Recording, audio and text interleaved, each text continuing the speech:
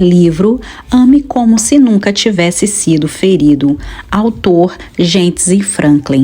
Capítulo 3. O amor nunca erra. Parte 2. Os valores tradicionais são valores pessoais que foram transmitidos de uma geração para outra. Os valores tradicionais fornecem uma estrutura para a família fazer a coisa certa. As divisas caíram para mim em lugares agradáveis. Tenho uma bela herança. Salmo 16:6.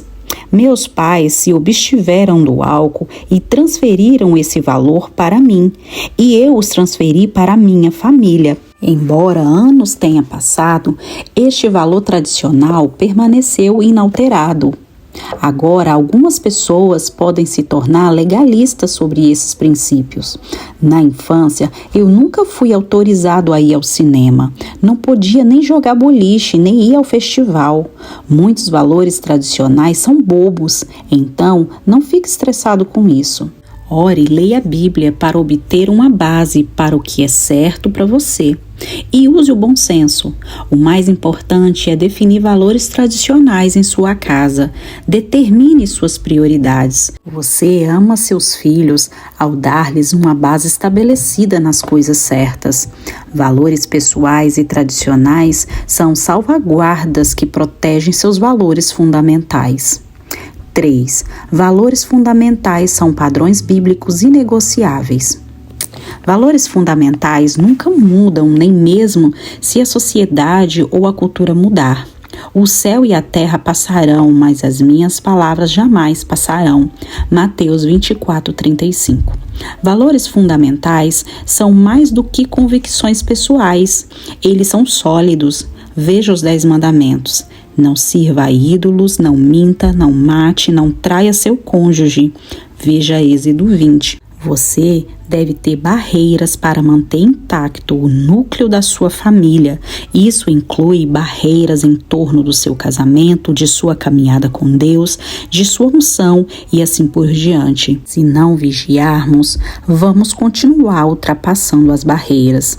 Uma vez que você comece a ultrapassá-las, isso se torna mais fácil e antes de você perceber, você já não acredita mais em nada. Amar nossos filhos significa estabelecer padrões. Isso não significa que eles o seguirão, mas isso significa que você dê o exemplo para que o que é aceitável e o que não é. Mais uma coisa, pratique o que você prega. Seja pessoalmente responsável pelos valores que você coloca em prática em sua casa. Seja o modelo vivo de suas expectativas. Se mentir não é aceitável para os seus filhos, não mascare a idade deles no cinema para obter o ingresso de preço mais baixo ou no jantar para conseguir alguns descontos. Coerência é fundamental. Não se trata de ser perfeito. Não existem pais perfeitos, pois ninguém é perfeito. A atmosfera, assim como a temperatura, pode ter um impacto real na casa. De acordo com as Escrituras, como pai, você ajuda a criar a atmosfera de sua casa com base nos valores que escolheu como base. Sobre quais tipos de valores você está construindo sua casa? Deixe-me fazer outra pergunta desafiadora. Quando foi a última vez que, em vez de subtrair, você adicionou algo à lista de valores pessoais? Verdade número 2. Você precisa traçar limites. Amar nossos filhos, mesmo quando eles partem nossos corações, não significa que deixamos que eles façam tudo o que eles querem para mantê-los felizes. Nosso objetivo não é ser o pai mais legal do bairro ou ser o melhor amigo deles. Nosso objetivo é protegê-los. Todo ano, quando nas férias da primavera nossos filhos pediam para viajar com seus amigos, minha esposa e eu conhecíamos alguns pais que davam dinheiro para os filhos, ditavam a quantia que poderiam gastar com o álcool e até lhes davam preservativos. O raciocínio deles era: filhos são imaturos, quer queiramos ou não. Eles vão beber e dormir por aí de qualquer maneira. Então podemos definir os parâmetros da bebida e equipá-los para fazer sexo seguro. Eu não entendo essa lógica. Amor significa estabelecer regras, aplicá-las e recusar-se a aceitar comportamentos ruins ou pecaminosos. Cherice e eu temos sido muito rigorosos com nossos filhos. Nós estabelecemos regras e disciplinamos nossos filhos por quebrá-las. Nem todo mundo gosta ou concorda com os limites que traçamos. Ao longo dos anos, vimos muitos olhos revirando, lábios cochichando e reclamando quando dissemos aos nossos filhos que fazer isso ou aquilo não era tolerado em nossa casa. Mas regras são regras. Além disso, as regras que Cherice e eu aplicamos se aplicam a todos os nossos filhos. Nós não definimos um padrão para um filho e outro para outro. Nós temos uma responsabilidade para com a nossa família como um todo. Nós lemos em 1 Coríntios 16:13, estejam vigilantes, mantenham-se firmes na fé, sejam homens de coragem, sejam fortes. Como pais, devemos estar atentos e prestar atenção. Nos tempos antigos, muitas cidades tinham uma torre de vigia em uma colina. Alguém da comunidade ficava ali estabelecido o tempo todo para observar as áreas vizinhas e alertar sobre o perigo iminente. Essa pessoa permanecia alerta à eventual aproximação de animais ou inimigos para destruir as plantações ou atacar. Se ele visse algo suspeito, o vigia soaria um alarme para a comunidade. Era fácil dormir bem à noite, sabendo que alguém estava sempre cuidando de você e sua família. Você pode estar passando por uma situação difícil em casa. Você pode ter um pressentimento de que seu filho está fazendo algo que ele sabe que não deveria. Você pode ter a sensação de que a sua filha está envolvida em um comportamento prejudicial. Talvez seu filho já tenha lhe enganado ou sua filha tenha fugido com algum cara problemático. Você pode se sentir tão sobrecarregado e frustrado que queria desistir. É tentador ceder sob a pressão e fechar os olhos, reter o amor ou mesmo cortar os laços em situações extremas. É mais difícil estar presente e se manter de pé diante dos problemas deles. Eu quero lhe encorajar a não desistir. Fique atento. Tome o seu lugar na torre. Dê atenção à sua família. Preste atenção ao que está acontecendo nas mídias sociais. Envolva-se na vida de seus filhos. Verifique suas contas no Facebook, Instagram, Snapchat. Bloqueie determinados sites do computador deles. Descubra quem são os amigos. Confirme o paradeiro de cada um. Eli era sumo sacerdote e juiz de Israel, e ainda assim a Bíblia diz que seus filhos eram maus. Algumas traduções chamam os filhos de Eli de desprezíveis. Eli e toda a sua casa foram julgados porque ele não os repreendeu. Veja 1 Samuel 3:13. Você consegue imaginar Deus chamando seus filhos de desprezíveis? Mas esse versículo nos diz o porquê. Eli não os repreendeu, o que significa que ele não fez nenhum esforço para resistir nem mesmo à maldade dos seus filhos. Uau! Quer demonstrar repreensão? Dê um lugar na sua casa para seus valores pessoais, seus valores tradicionais e seus valores fundamentais. Você não precisa prender seus filhos no quarto pelo resto da vida e proibi-los de assistir TV, ir ao cinema, sair com os amigos ou ouvir música. Defina regras. Amigo, não desista. Existe uma forma de construir sua família e lutar por ela. Eu falarei mais sobre isso no capítulo 10 e 11. Espero que isso o incentive quando o conflito acontece na sua casa. Quando seu filho está fazendo algo que não deveria estar fazendo, lembre-se dessas dicas que lhe ajudarão a lidar com o processo. 1. Ataque o problema, não a pessoa. Todos vocês estão no mesmo time, então não desconte as suas frustrações nos seus entes queridos. 2. Colete todos os fatos antes de oferecer conselhos ou soluções. Pense antes de falar. Nada é mais prejudicial do que tirar conclusões precipitadas. 3. Busque os aspectos positivos. Não importa o quão ruim as coisas fiquem, você sempre encontrará algo positivo em qualquer situação. Busque esse algo. 4. Nunca retenha o seu amor, não importa o quão difícil as coisas fiquem. Não há problema em dizer como você se sente aos seus entes queridos, mas certifique-se de dizer a eles que você os ama incondicionalmente. Quando as pessoas se sentem amadas e acolhidas, elas simplesmente podem enfrentar qualquer crise. 5. Meça suas palavras. Suas palavras são como nitroglicerina. Elas podem explodir pontes ou curar corações. Você ficará surpreso com o resultado quando se abster de palavras ofensivas.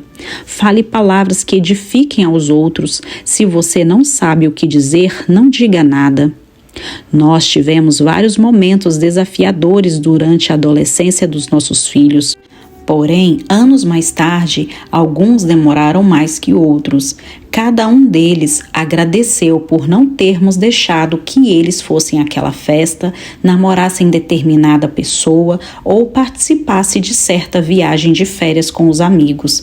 É claro que em determinado momento em que Cherice e eu estávamos impondo tais regras, parecia que estávamos no meio de um campo de batalha, mas no final valeu a pena. Verdade número 3. Ame sem parar. Olha, às vezes as pessoas podem fazer coisas estúpidas. Isso inclui nossos próprios adolescentes e outros que amamos.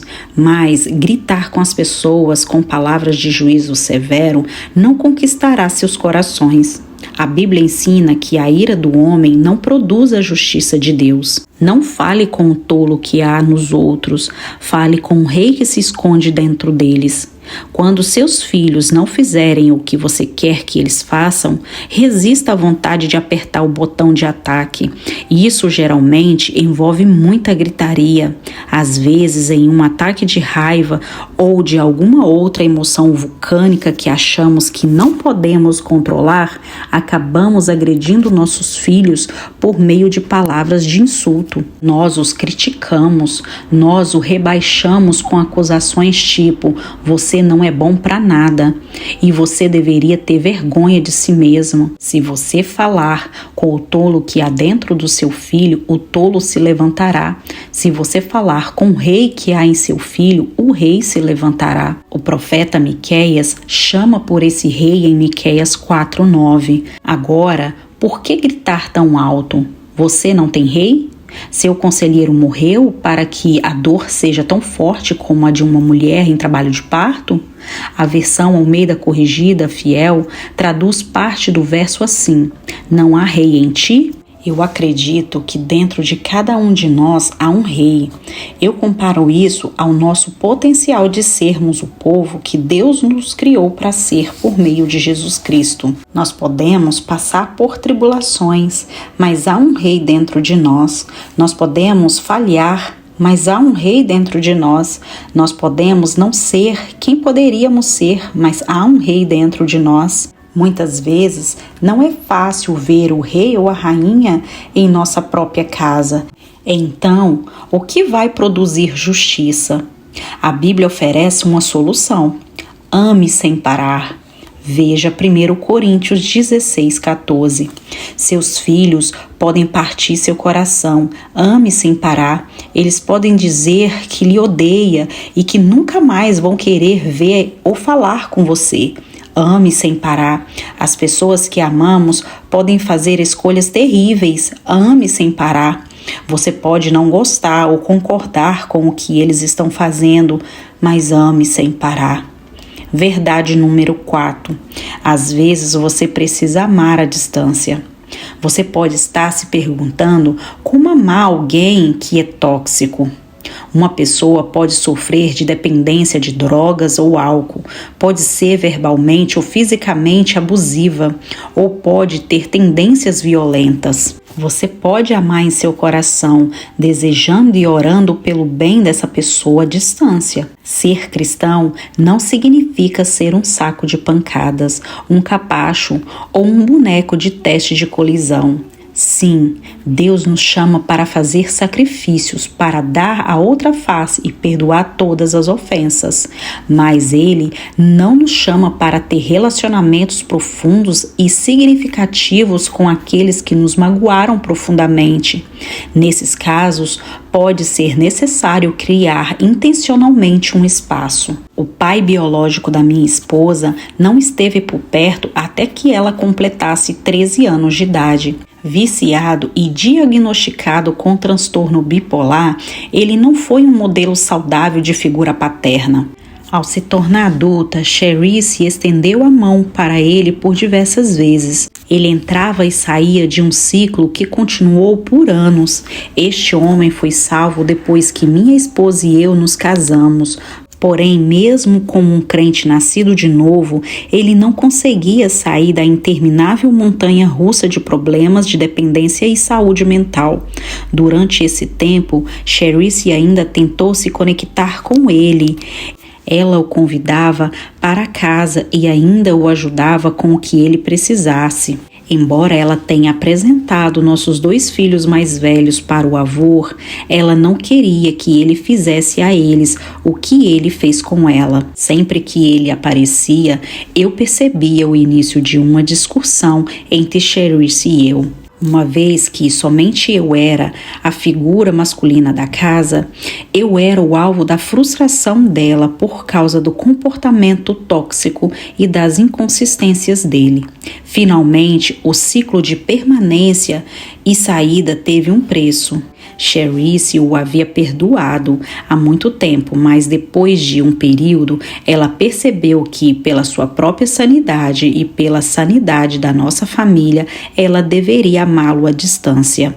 Não que ela fosse melhor do que ele, não que ele agisse como um parasita, não que ele estivesse perdido demais para que Jesus o transformasse, mas porque o relacionamento era tóxico para a nossa dinâmica familiar e Cherice precisava estabelecer limites fortes. Isso significava determinar o que era aceitável e o que não era, o tempo certo em que ele poderia ficar e assim por diante.